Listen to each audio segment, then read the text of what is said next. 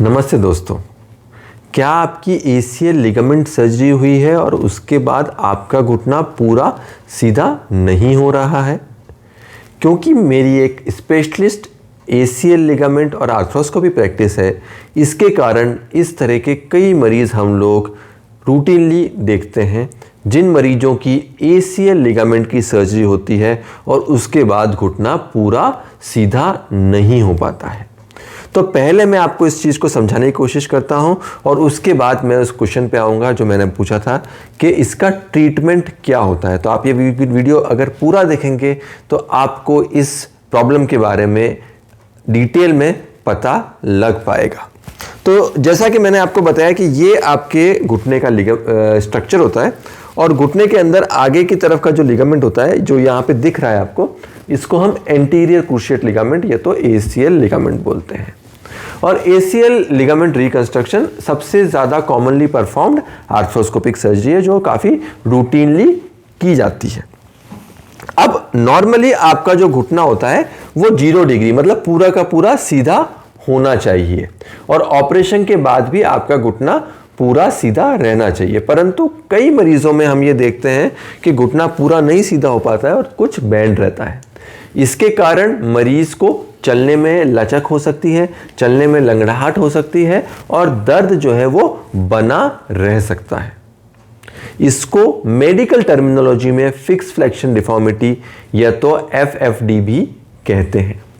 और ये कहा जाता है कि अगर किसी मरीज को FFD रह जाती है, इसका अभिप्राय यह है कि आपका घुटना अगर ऑपरेशन के बाद पूरा सीधा नहीं हो पा रहा है तो आपके लिए चलना मुश्किल होगा, घुटने में दर्द बना रहेगा और जो रिजल्ट आप चाहते हैं वो नहीं मिल पाएगा।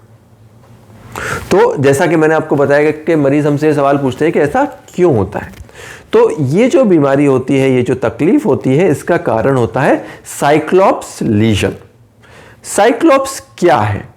साइक्लोप्स लीजन में हमने जो ACL ग्राफ्ट डाला है आपके घुटने में, उसके आगे फाइब्रोसिस का एक नोड्यूल बन जाता है जो कि आपके घुटने को पूरा सीधा होने से रोकता है।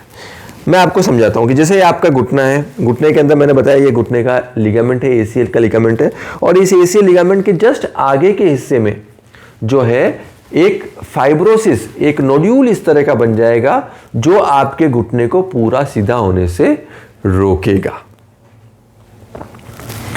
तो मरीज हमसे पूछते हैं कि डॉक्टर साहब ऐसा क्यों होता है? तो ये प्रॉब्लम होने के कई सारे कारण हो सकते हैं। कुछ टेक्निकल रीज़न भी हो सकते हैं, नॉन टेक्निकल रीज़न भी हो सकते हैं। आपके बॉडी के अंदर की जो कई बार टेंडेंसी ऐसी होती है कि आपके बॉडी में हीलिंग रेस्पॉन्स ज़्यादा होता है, फाइब्रोसिस ज़्यादा होता है, तो उन मरीज़ों में भी ज़्यादा होता है। टेक्निकली मैं आपको समझा दूं तो क्या होता है कि जब हम ACL लिगामेंट डालते हैं तो जो पुराना ACL का स्टंप होता है वहाँ पे कई बार फाइब्रोसिस हो जाता है और वो एक गठान जैसा बना लेता है ACL लिगामेंट हम जो डाल रहे हैं ग्राफ्ट उसके जस्ट आगे। तो ये सबसे महत्वपूर्ण कारण होता है साइक्लोप्स लीजन का। अब कई मरीज हमसे पूछते हैं कि डॉक्टर साहब आप तो कह रहे हो पर हम इसको कंफर्म कैसे करें, इसको आप कैसे प्रूव करोगे कि मरीज को साइक्लोप्स लीजन ही है? तो अगर हमको ऐसा डाउट होता है, मरीज का पाँव सीधा नहीं हो पा रहा है, बाकी और कोई तकलीफ नहीं है, लिगामेंट जो है वो स्टेबल है, तो हम इस तकलीफ के लिए एक MRI स्कैन कराते हैं और MRI स्कैन में ये चीज़ जो है वो 99% केसेस में डायग्नोस हो सकती है अगर हम अच्छी क्वालिटी का MRI कराएं तो MRI में क्या आता है कि आपका जो लिगामेंट है, लिगामेंट के आगे ही जो है वो एक गठान जैसा बन जाएगा, एक नोड्यूल जैसा हमको दिखता है और वो जो नोड्यूल होता है वो घुटने को सीधा होने से रोकता है, जिसको हम साइक्लोप्स लीजन भी कहते हैं। अब बात करते हैं इसके इलाज की तरफ। इसका इलाज जो है वो रूटीन आर्थ्रोस्कोपी सेंटर पे यूजुअली पॉसिबल नहीं हो पाता है क्योंकि ये एक स्पेशलाइज्ड सर्जरी है और इसमें हमें कई सारे फैक्टर्स कंसीडर करने होते हैं, टेक्निकल फैक्टर्स, जो ये वीडियो में थोड़ा सा ज़्यादा टेक्निकल हो जाएगा अगर मैं बताऊंगा तो।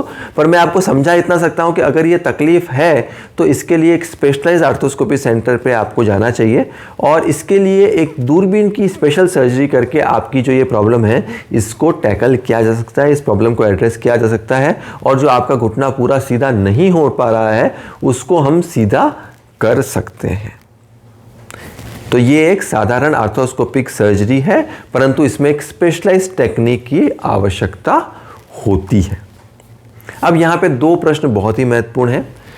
पहला, कई बार मरीज को हाइपर एक्सटेंशन होता है। इसका मतलब ये होता है कि आपकी बॉडी की टेंडेंसी होती है कि आपका जो घुटना है वो 0 डिग्री से भी ज्यादा सीधा होता है, मतलब माइनस में आपका मूवमेंट आ जाता है। तो मतलब आपका जो घुटना है वो 0 डिग्री से भी ऊपर इस तरह से सीधा हो जाता है, जिसको हम हाइपर एक्सटेंशन बोलते हैं।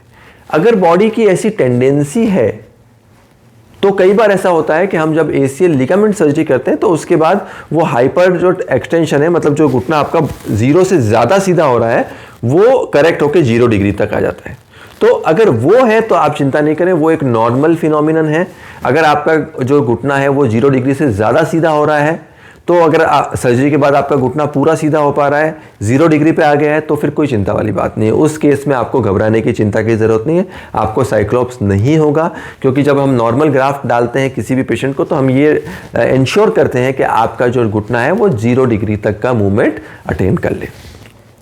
दूसरा, एक और प्रश्न कई लोग बोलते हैं कि क्या अगर ग्राफ्ट मेल पोजीशन है तो भी ऐसा हो सकता है? तो बिल्कुल हो सकता है।